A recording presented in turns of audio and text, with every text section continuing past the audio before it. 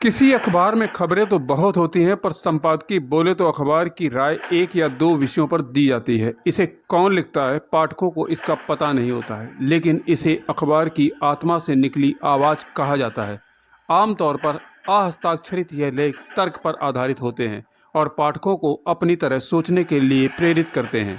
तमाम पाठक उनके नज़रिए से इत्तेफाक भी रखते हैं और कई उसे दरकिनार कर देते हैं। इसके बावजूद किसी अखबार की संपादकीय उसके मुखार बिंदु से निकली आवाज़ मानी जाती है। आज 11 मई 2024 को ज़्यादातर अखबारों ने दिल्ली के मुख्यमंत्री अरविंद केजरीवाल की रिहाई पर अपनी राय जाहिर की है। यह सभी मानते हैं कि अखबारों की खबरों पर चर्चा सबसे ज़्यादा चाय की दुकानों पर होती है। इसलिए एक भारत की ओर से कॉलम चाय की टपरी पर चर्चा के तहत आज इस मुद्दे पर बात। गुस्ताखी माफ। हमारी आज की हेडिंग है, आपके हैरी पॉटर बोले तो केजरीवाल चले प्रचार पर।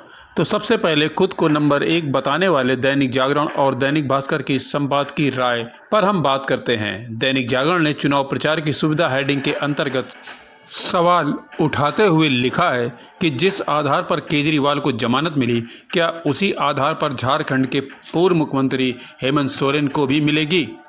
दैनिक जागरण आगे लिखता है, उन्हें यानी सोरेन को अगले सप्ताह सुप्रीम कोर्ट आने को कहा गया है।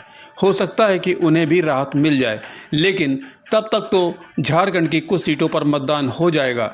दैनिक जागरण स्पष्ट लिखता है कि न्याय समानता के सिद्धांत पर काम करता है।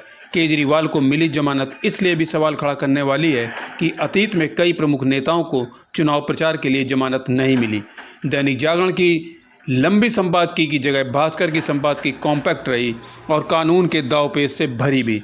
भास्कर लिखता है, जमानत को लेकर अंतरिम शब्द का प्रयोग आईपीसी में कहीं नहीं है, लेकिन कोर्ट ने कहा है कि विशेष परिस्थितियों में और हर केस के तथ्यों को देखते हुए कोर्ट इस शक्ति का इस्तेमाल करता है। उसने शुरुआत में यह भी लिखा कि अपने 7 पेज के फैसले में सुप्रीम कोर्ट की बेंच ने स्पष्ट किया कि दिल्ली के सीएम केजरीवाल को दी जाने वाली अंतरिम जमानत को न तो नज़ीर बनाया जाएगा, न ही इससे कानून की नज़रों में राजनीतिक लोगों का एक अलग क्लास बनेगा। हालांकि सोरेन के साथ केजरीवाल के मामले पर एक विशेष खबर उसने प्रथम पेज पर प्रकाशित कर दैनिक जागरण को आईना भी दिखाया है। इससे इतर अमर उजाला ने अपनी संपादकीय की हेडिंग लगाई है, राहत और रिहाई। अमर उजाला लिखता है, केजरीवाल को यह तात्कालिक राहत है। आगामी 2 जून को उन्हें हर हाल में समर्पण करना होगा।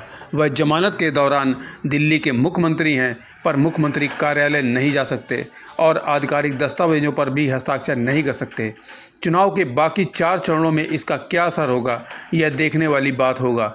इस मुद्दे पर पंजाब केसरी ने संपादकीय में कुछ नहीं लिखा है, लेकिन महज एक कार्टून से बिना कुछ लिखे उसने सारी कहानी दुनिया को बता दी। उसने स्वास्थ्य पर जंक फूड के खराब प्रभाव और वाहनों की बढ़ी बिक्री से सड़कों पर जाम के मुद्दे को अपनी संपादकीय का मुद्दा बनाया है।